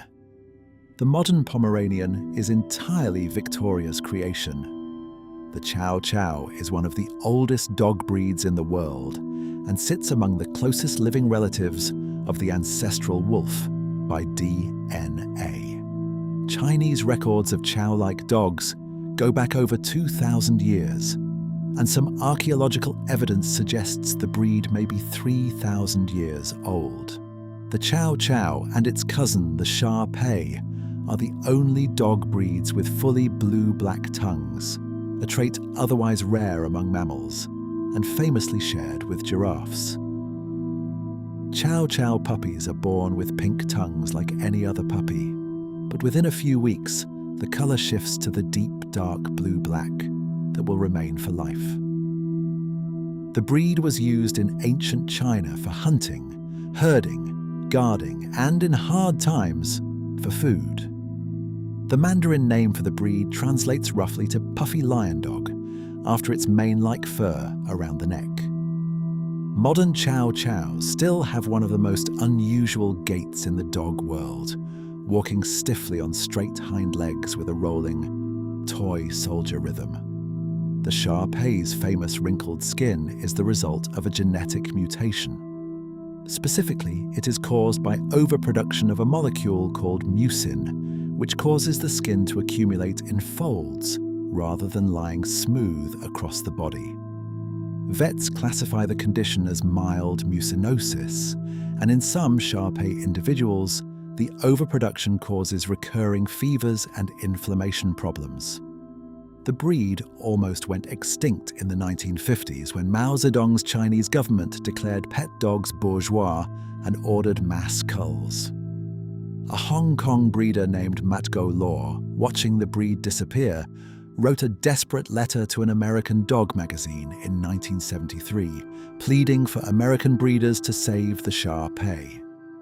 The letter went viral in the pre-internet sense, sparking an international campaign that imported the last purebred Shar Peis to the United States. Within 15 years, the breed had rebounded from fewer than 100 dogs worldwide to global popularity. The modern Shar Pei owes its survival to one letter from one Hong Kong breeder in the mountains of central Japan to hunt small game. It is one of the oldest dog breeds in the world, and its DNA clusters with the wolf closest breeds of East Asia. But the modern Shiba Inu is globally famous for a reason that has nothing to do with hunting. In 2008, a Japanese kindergarten teacher adopted a female Shiba named Kabosu from a puppy mill that was about to close. A few years later, her owner posted a photograph online in which Kabosu sat on a sofa with her head tilted and her paws tucked neatly beneath her. The image became the Doge meme, the most widely shared dog photograph in internet history. Kabosu became the namesake of the Dogecoin cryptocurrency and appeared on merchandise around the world. She died in May 2024. Her image is probably the most reproduced photograph of any animal ever. Helen Keller, the American author and political activist who had been blind and deaf since infancy, visited Japan in 1937.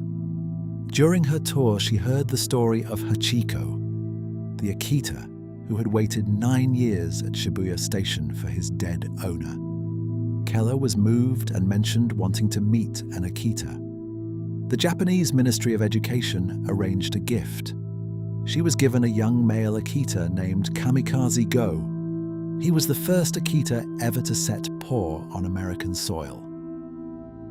When Kamikaze Go died of distemper within months of arriving in the United States, the Japanese government sent Keller a second Akita named Kenzan Go as a formal diplomatic gift. Both dogs helped introduce the breed to America.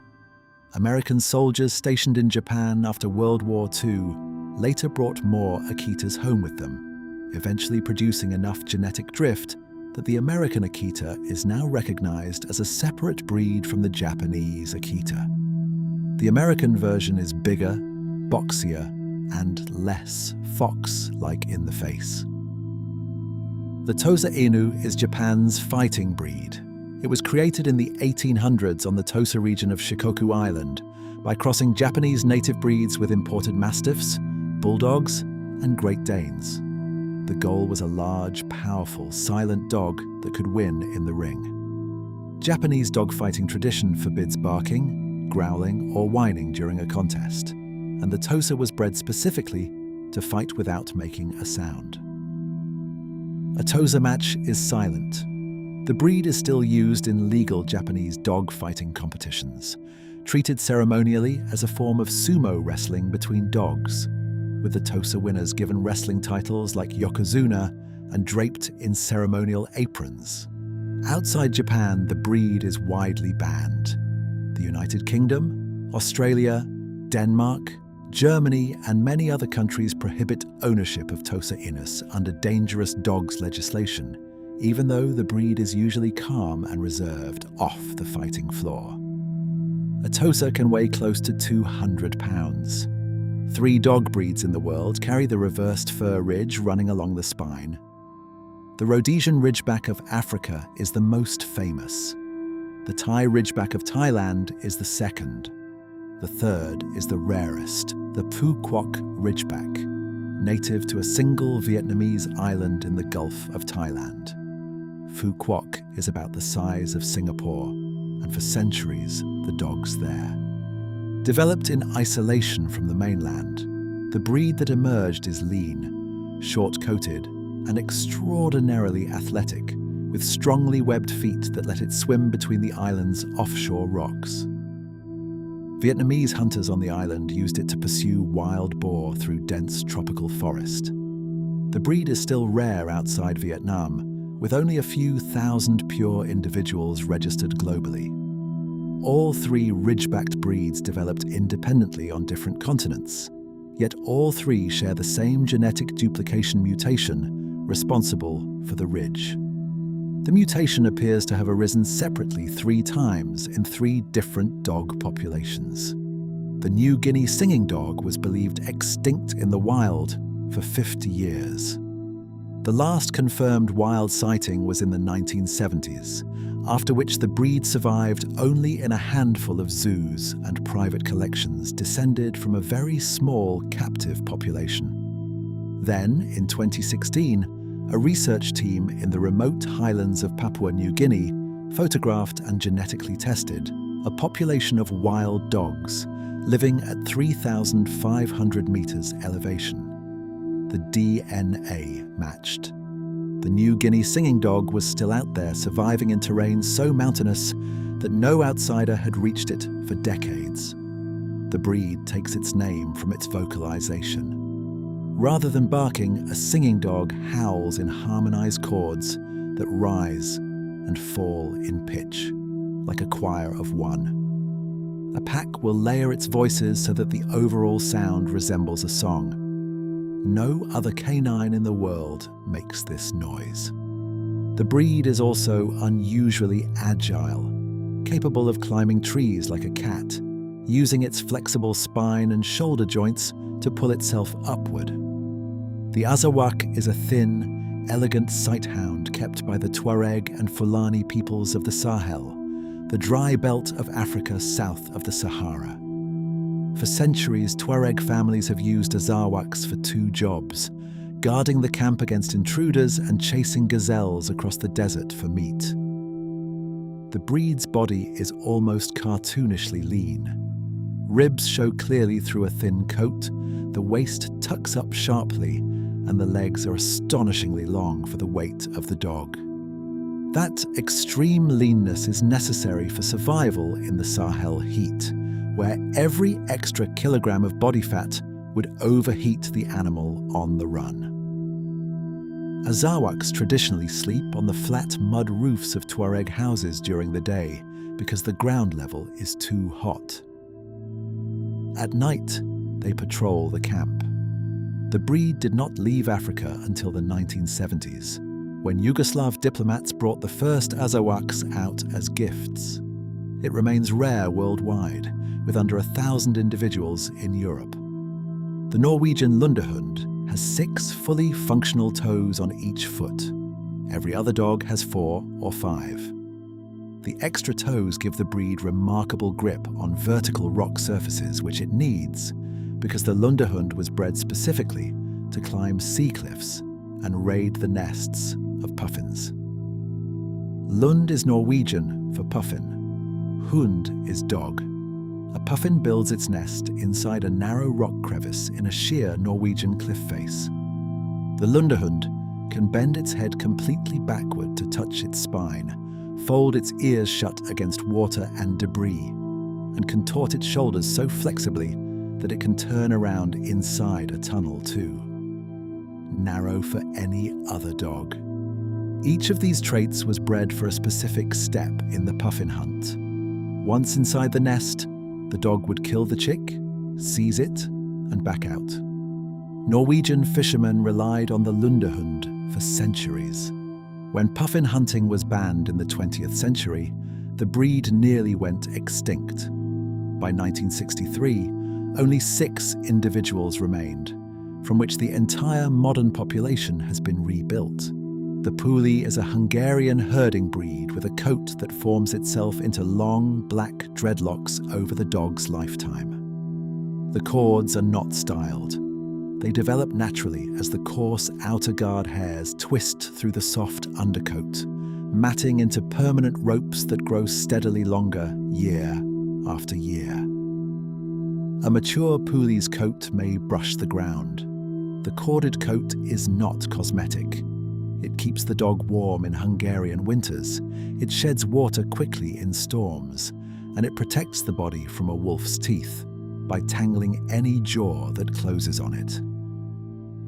Hungarian shepherds traditionally rode their pulis on the backs of sheep to move flocks quickly across open country, because the dog was so light and agile it could balance there without injuring the sheep.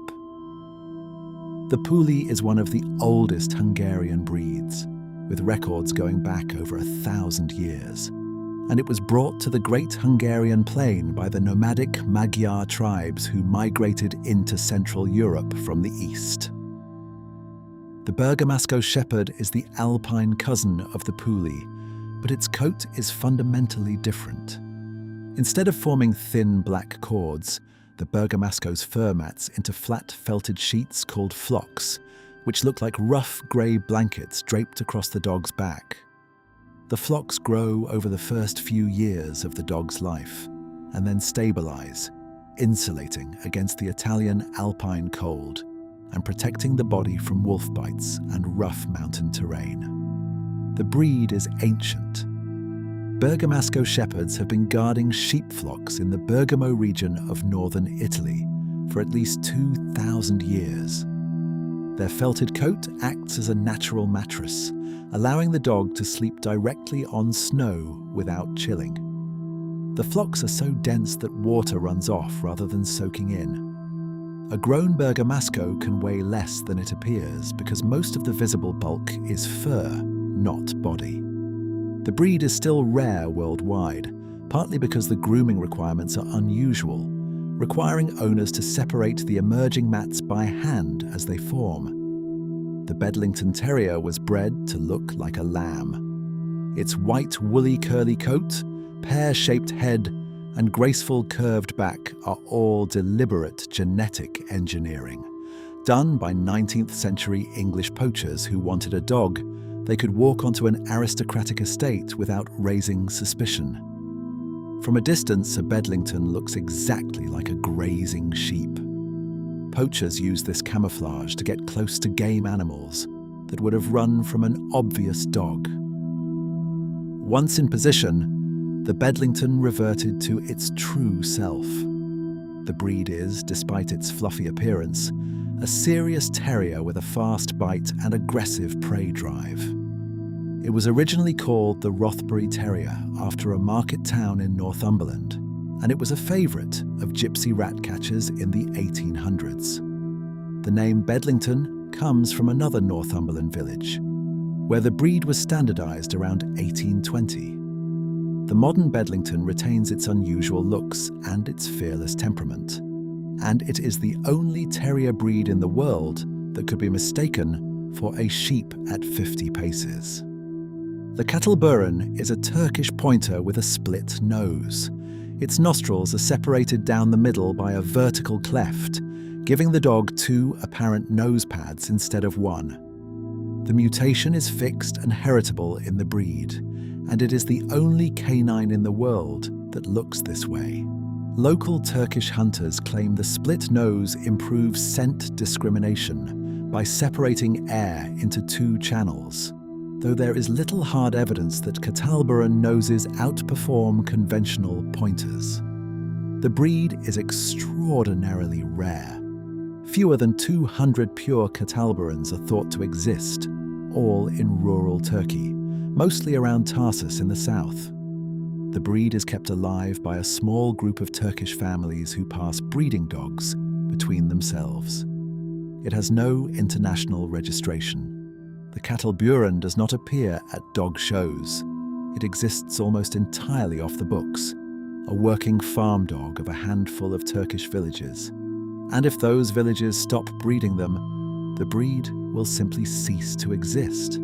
The Lagotto Romagnolo is the world's only breed specifically certified for truffle hunting. Its name comes from the Romagna region of northern Italy, and its job for the first several centuries of its history was as a water retriever in the marshes of that area, fetching waterfowl for hunters. Then, in the 19th century, the marshes of Romagna were drained for agriculture, and the Lagotto lost its water retrieving job overnight. Italian breeders retrained the breed for a completely different task. They redirected the dog's nose away from ducks and toward fungi, specifically the underground truffles that grew in the oak forests of the region. Today, the Lagotto is the only breed in Italy officially recognized for truffle hunting, and most of the white truffles sold in European markets for thousands of dollars per kilogram were found by Lagottos following scent trails through the forest floor. The breed has a tight, curly coat that looks like sheep's wool and does not shed. The Lagotto is also believed to be an ancestor of the modern poodle. The turnspit dog is extinct. It was bred in medieval and early modern England to perform one specific job, running inside a wooden wheel mounted above a kitchen fireplace.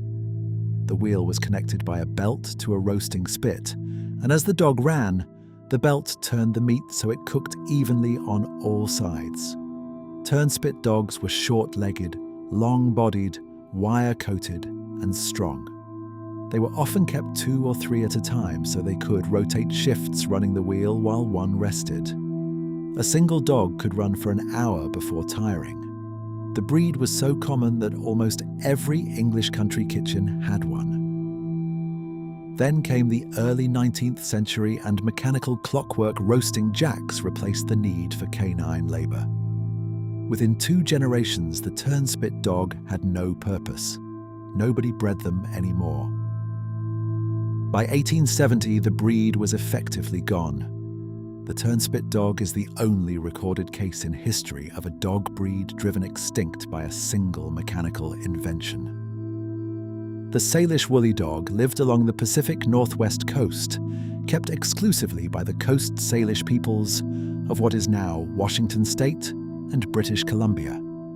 Coast Salish communities kept these small, white, fluffy dogs on offshore islands, isolated from other dogs to prevent crossbreeding. The dogs were treated almost like sheep. Their thick white coats were combed out and sheared regularly, and the hair was spun into yarn and woven into elaborate ceremonial blankets, which were among the most valuable trade goods in Coast Salish society.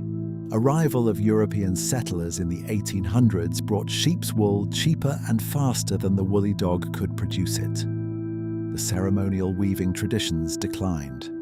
Within a few decades, the breed had lost its economic purpose and was no longer maintained. The last known Salish woolly dog, named Mutton, died in 1859 and his remains were preserved by the Smithsonian Institution.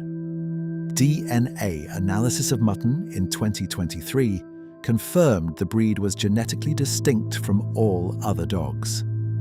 The Labradoodle was invented in 1989 by an Australian dog breeder named Wally Conran. Conran worked for the Royal Guide Dogs Association of Australia and was asked to solve a particular problem. A blind woman in Hawaii needed a guide dog, but her husband was severely allergic to dog dander. No existing breed fit the brief.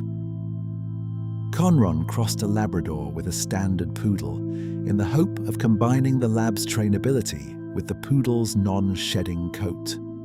The experiment worked. He produced a puppy named Sultan, who served the woman successfully as a guide dog.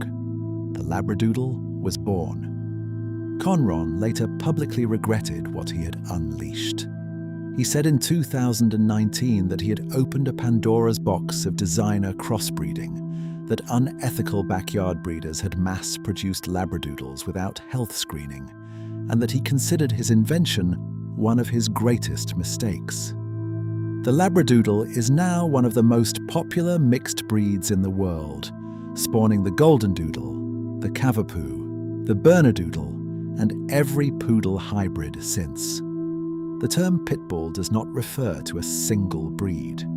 It is an umbrella label that covers the American Pit Bull Terrier, the American Staffordshire Terrier, the Staffordshire Bull Terrier, and in many countries, the American Bully as well.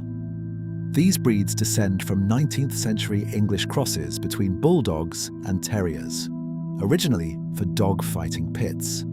When fighting was banned, the breeds shifted to farm work, ratting, and companion roles. The modern reputation of the pit bull as aggressive is contested. Dog bite statistics are hard to interpret because pit bull is an imprecise label applied to so many dogs that true bite rates are impossible to calculate reliably. American animal shelters often deliberately relabel pit bull mixes as other breeds on paperwork because breed-specific insurance bans and apartment restrictions prevent many potential adopters from taking them home. A mixed breed dog that looks slightly pitty may be officially registered as a boxer mix to improve its adoption chances. The pit bull is one of the most common and most misunderstood dogs in America. Dingoes are not quite wild, not quite domestic, but something in between. They arrived in Australia about 4,000 years ago, carried by boat from Asia by prehistoric seafarers who kept them as camp dogs. At some point after landing, the dingoes escaped or were abandoned and went feral across the entire continent. They have lived wild in Australia ever since, long enough to develop into a distinct genetic population. Dingoes cannot be classified as simple feral dogs because they have been separated from domestic dog lineages for so long that their DNA is measurably distinct. They cannot be classified as wolves either because they descend from already domesticated dogs. They are a third category. Some dingoes live entirely in the bush, hunting kangaroos and wallabies in packs. Some scavenge at the edges of rural Australian towns. Some are adopted as puppies by humans and raised as pets, though Australian authorities now discourage this because pure dingo genetics are considered worth preserving. Every breed we have walked through tonight shares one common ancestor. One grey wolf, tens of thousands of years ago on the edge of some forgotten human campfire, stepped a little closer instead of running away. It may have been the single most consequential step any wild animal has ever taken. Every greyhound, every chihuahua, every golden retriever, every husky, every dog asleep on every sofa in every home on earth tonight traces its existence back to that one moment. From one wolf to 1 billion dogs. From one campfire to every kitchen floor in the world. No other species has ever done this with us. No other animal has allowed itself to be reshaped so completely by human hands. The dog, in every form we have met tonight, is our oldest partner, our most patient companion, and the only species that chose us back. And that is where we will leave it tonight. Every significant breed of dog on Earth, from the earliest wolf dog of the Bonn Oberkassel grave to the rarest split-nosed pointer of rural Turkey. From the Akita, who waited 9 years at a train station, to the stray Moscow mongrel who became the first creature to circle the Earth. From the Mastiff big as a pony to the Chihuahua no bigger than a coffee cup. From the wolfhound who hunted its prey to extinction to the Lundehund who climbed Arctic cliffs with 6 toes on each foot. You do not need to remember any of it. The names will soften. The facts will loosen. What stays is the simple picture of 1 billion dogs in every shape and size, sharing homes with humans tonight. For now, there is nothing left to learn, nothing to remember, nothing to do. Just rest. Let your breathing slow.